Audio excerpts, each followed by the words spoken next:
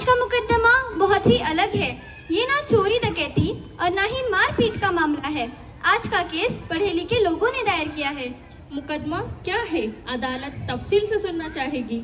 My Lord, आज का case इज्जत की कुर्सी के लिए है। आज के मुकदमे पर रोशनी डाली जाए। माय लॉर्ड, पहले फरियादी को पेश करने की इजाजत चाहती हूँ। इजाजत है।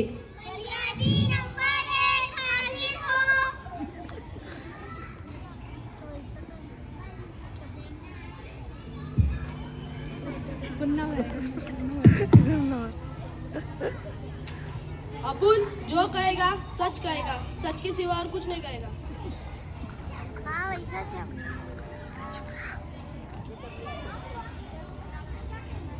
अपुन मुन्ना भाई MBBS। अपुन एक डॉक्टर है, इसलिए इज्जत की कुर्सी का दावा कर रहा है। जज साहिबा, अपुन एक मिडिल क्लास फैमिली से और अपनी बड़ी सोच के दम पर अपुन एक कामयाब डॉक्टर बना। मिडिल क्लास डॉक्टर होते हुए भी आपने इतना बड़ा हॉस्पिटल कैसे बना लिया?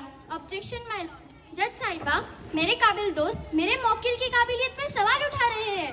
Objection sustain. You may continue miss Mujna. तो डॉक्टर मुन्ना भाई MBBS, ये अदालत आपसे ये जानना चाहती है कि आपके हाथ कौन सा खजाना लग गया जो आपने इतने कम वक्त में इतना आलीशान दवाखाना बना लिया? अपुन को अपनी शादी में एक बड़ी रकम जहेज के तौर पर मिली थी। उन्हीं पैसों से अपुन ने हॉस्पिटल बनाया है। जहेज? You mean dowry? Your honour, इस पर तो डाउरी का केस चलना चाहिए। माय लॉर्ड, जज साहिबा, मेरे काबिल दोस्त इस केस का रुख बदलने की कोशिश कर रहे हैं। Objection consider. अदालत में इस मुकदमे पर सुनवाई की इजाजत है। ठीक है, फिर आप किस बिना पर इज्जत की कुर्सी का दावा कर रहे हैं? क्योंकि खिदमत खल्क अपुन का पहला फर्ज है। अपुन दिन रात अपने मरीजों के लिए हाजिर रहता है, इसलिए इज्जत की कुर्सी अपुन को ही मिलनी चाहिए। समझा क्या? जज साहिबा, इनकी खिदमत को साबित करने के लिए मेरे पास एक गवाह मौजूद है, जिसे पेश करने की इजाजत चाहती हूँ। इजाजत है।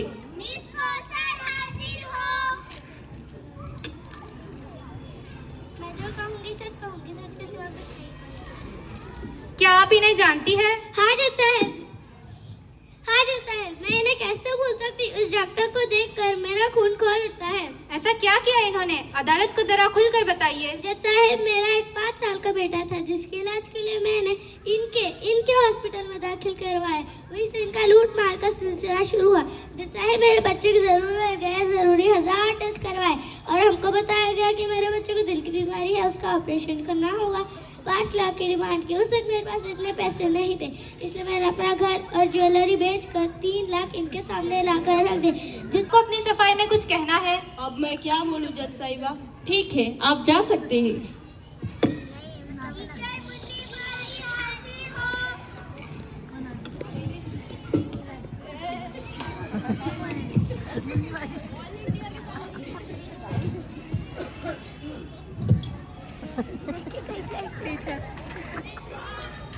टीचर की बहुत बात। मैं जो कहूँगी सच के सिवा कुछ नहीं।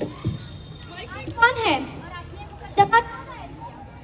मेरा नाम मुनीरा इंटेलिजेंट है और मैं एक टीचर हूँ। मैं समझती हूँ कि टीचर कौन का मेहमान होता है। जितने भी यहाँ पे पढ़े लिखे सब मेरी वजह से तो हैं। इसलिए इज्जत की कुर्सी की ऐसा लगता है एक टीचर ही हो सकती है। जज साहिबा, सिर्फ एक टीचर ही क्यों?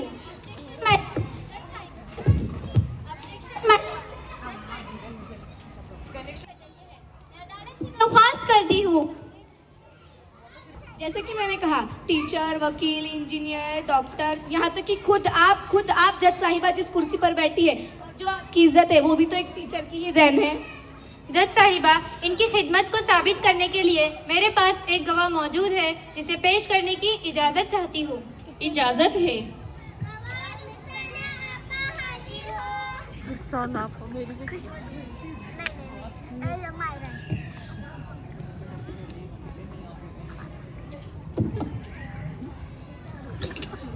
ऐसा क्या किया इन्होंने जो एक आप टीचर के खिलाफ हो गई? मेरा नाम रुखसाना है। जज साहिबा, उन्होंने कभी मेरे जैसे बच्चों की तरफ तवज्जो नहीं दी, तालीम की अहमियत बताई। जज साहिबा, मेरी ये टीचर अक्सर स्कूल से गायब रहती थी और जब स्कूल आ भी जाती तो अपनी सहेलियों में मगन रहती। यही नहीं, जज साहिबा घंटों लगी रहती। जब इम्तिहान करीब होते तो मिक्सर जूसर ग्राइंडर की तरह फास्ट पढ़ाकर पूरा कर देती।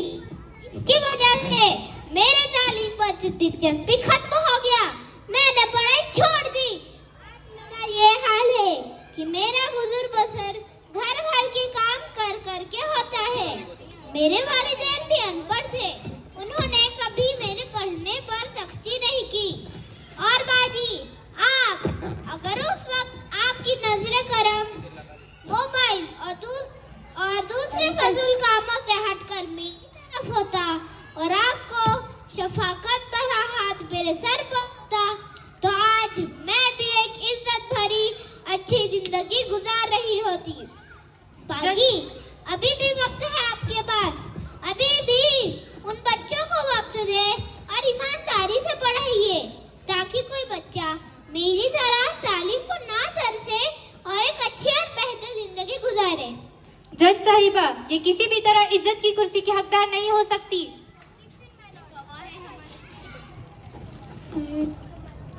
मेरे काबिल दोस्त मेरे क्लाइंट की बेइज्जती कर रहे हैं। Objection consider. अदालत में इस बातों की इजाजत नहीं है। एक दूसरे की इज्जत का ख्याल रखें। Thank you my Lord. ये टीचर इंटेलिजेंट, आपको आपकी सब कुछ कह। जी नहीं। ठीक। तमाम सबूतों और गवाहों। हमें भी कुछ कहना है। आपको जो भी कुछ कहना है कटघरे में आकर कहिए। हम वालिदैन हैं।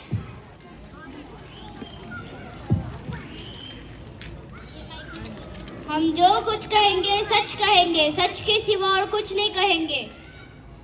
इस इज्जत की कुर्सी के असल हकदार हम हैं। आप किस बिना पर इज्जत की कुर्सी का दावा कर रहे हैं? ये सवाल कैसे पूछा आपने?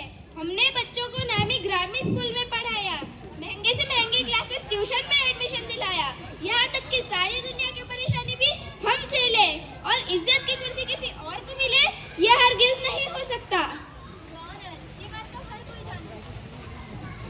ऑनर, ये बात तो हर कोई जानता है कि माँ बाप अपने बच्चों की तालीम के लिए क्या कुछ नहीं करते। जज साहिबा, मैंने अपने करियर में ऐसे भी पेरेंट्स देखे हैं जिन्हें अपने बच्चों के लिए तो टाइम ही नहीं मिलता, जिन्हें अपने किटी पार्टीज, कॉन्फ्रेंस, बिजनेस से फुर्सत ही नहीं मिलती। जी नहीं जज साहिबा, ऐसा नहीं है। हमने अपने बच्चों के हर शौक को पूरा किया, दिन रात मेहनत करके उन्हें अच्छी से अच्छी चीज ला कर दी। और जब हम हमारा हक मांग रहे हैं तो ये भरी अदालत में हमारी परवरिश पर उंगली उठा रहे हैं और हमें बेइज्जत कर रहे हैं। रुकिए जज साहिबा, हमें भी कुछ कहना है। आपको जो भी कुछ कहना है कटघरे में आकर कहिए। हम जो कहेंगे, सच के सिवा कुछ नहीं। शुक्रिया जज साहिबा, मेरे वालिदैन ने मेरी तालीम और तरबियत पर बिल्कुल तवज्जो नहीं दी। वो तो अपनी मसरूफियत में ही मगन रहे।